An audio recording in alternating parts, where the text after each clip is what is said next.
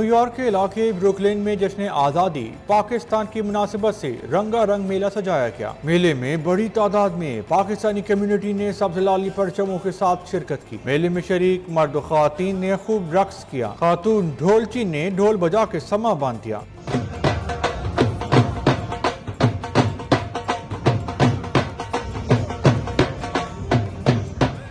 गुलकारों ने मौसीकी का रंग जमाया, हाज़रीन भी झूम उठे।